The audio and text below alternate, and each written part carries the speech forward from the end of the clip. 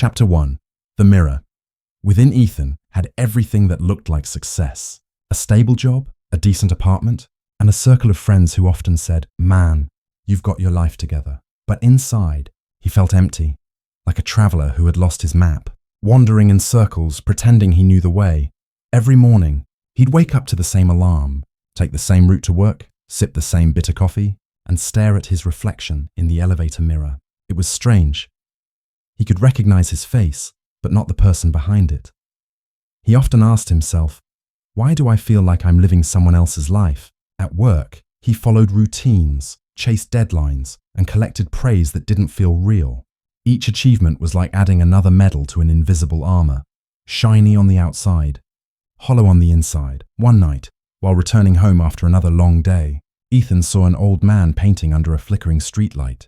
The man's clothes were old, his hands were shaking, but there was something peaceful about him, like he knew something Ethan didn't. Curious, Ethan stopped and said, "It's pretty late. Why are you still painting?" The old man smiled without looking up. "Because this is when the world is quiet enough for me to listen." "Listen to what?" Ethan asked.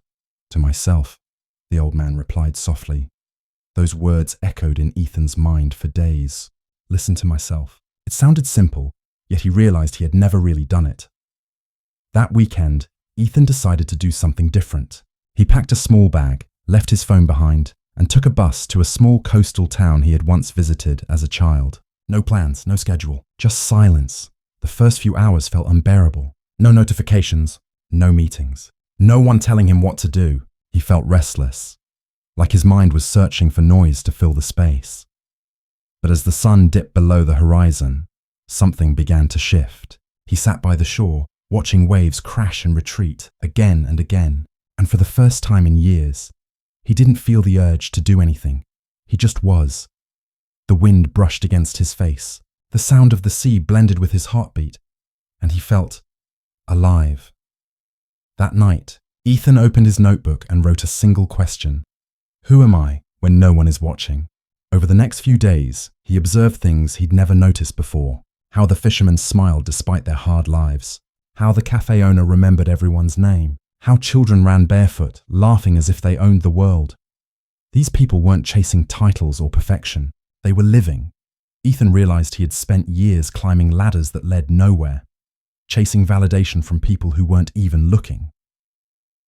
One evening, he met the old man again, sketching near the docks. Ethan smiled and said, "I've been listening, but it's hard. My thoughts are loud," the man nodded. "They'll always be loud at first, but keep listening.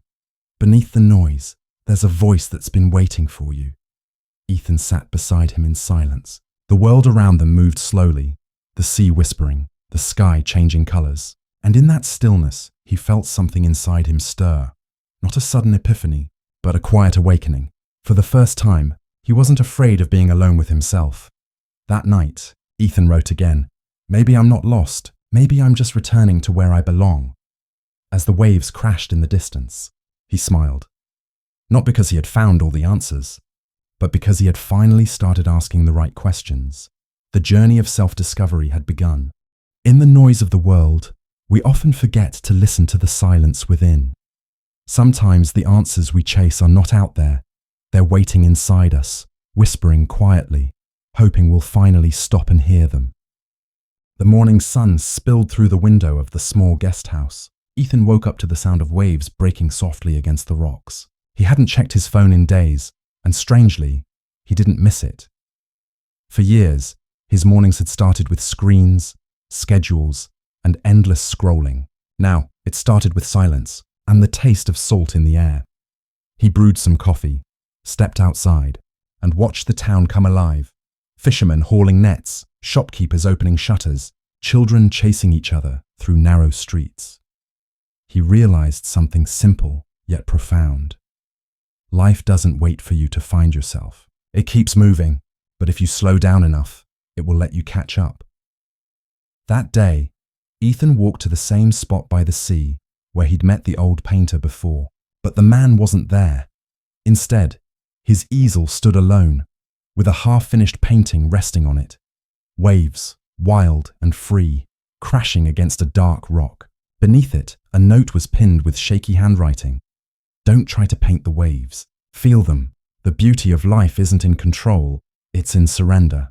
Ethan smiled. Somehow, he knew the man had left this for him. He sat down and stared at the sea. For the first time, he didn't analyze it or search for metaphors. He just felt the wind, the water, the stillness, the chaos. And in that moment, something inside him softened. All his life, Ethan had tried to control things. His job, his image, his emotions. But self-discovery, he now understood, wasn't about control. It was about letting go. That evening, he wandered into a small cafe where travelers often gathered. A group of strangers sat around a wooden table sharing stories. Ethan hesitated, then joined them. They spoke about dreams, heartbreaks, and mistakes, not as tragedies, but as teachers. One woman, a traveler from Spain, said something that stayed with him. We don't find ourselves by staying comfortable. We find ourselves in the moments that break us open. Ethan listened quietly. He didn't have a story to share yet, not one with an ending at least. But for the first time, he didn't feel like an outsider. He felt human, imperfect, searching, alive. Days turned into weeks. Ethan started painting too. Not because he was good at it, but because it made him feel connected. Each brushstroke became a reflection of his thoughts. Messy, uncertain, but real. Sometimes he'd walk for hours along the shore, collecting driftwood and shells. Other times he'd sit in silence, writing letters to his past self. Letters he'd never send, but needed to write. I'm sorry, he wrote once, for forcing you to be what everyone else expected, for silencing your voice just to fit in, for calling your feelings weakness. You deserved kindness, not criticism. He folded the letter and placed it inside his journal. Tears welled up, not of sadness, but release. He was finally forgiving himself, not for failing, but for forgetting who he was. One rainy afternoon, as thunder rolled across the horizon, Ethan decided it was time to go home. Not the physical one, but the life he had paused. He packed his bag, but this time, he carried something far more valuable than when he'd left. Clarity. Before leaving, he stopped by the cliff overlooking the sea. The wind was strong, almost roaring. He whispered, "Thank you," and smiled. He had come to this place empty and uncertain. Now he was leaving with something invisible yet powerful. Peace. When Ethan returned to the city, everything looked the same. Yet, he had changed. The noise was still there. The chaos still spun around him, but it didn't swallow him anymore. He walked slower, spoke softer, listened deeper. At work, he stopped pretending. He spoke honestly in meetings, said no when needed, and took breaks without guilt. People noticed the change. Some admired it, others didn't understand. But for once, Ethan didn't care. He wasn't living to be understood anymore. He was living to be real. He started volunteering on weekends, mentoring kids who had lost direction. He told them not to rush, not to compare, not to fear stillness, because sometimes being still is the bravest thing you can do. One evening, as he walked home, Ethan passed by a park where a young man sat alone, staring at the ground. Tired, lost. Ethan saw himself in that stranger. The same emptiness, the same confusion. He sat beside him and said gently, "I don't know what you're going through, but I know how it feels to lose yourself. And I also know it's not permanent." The boy looked up, surprised. "How do you know?" Ethan smiled. "Because I've been there, and one day you'll look back and realize losing yourself was the first step to finding who you really are." The boy didn't reply, but his eyes softened, the way Ethan's had when the old painter first spoke to him. The cycle had come full circle.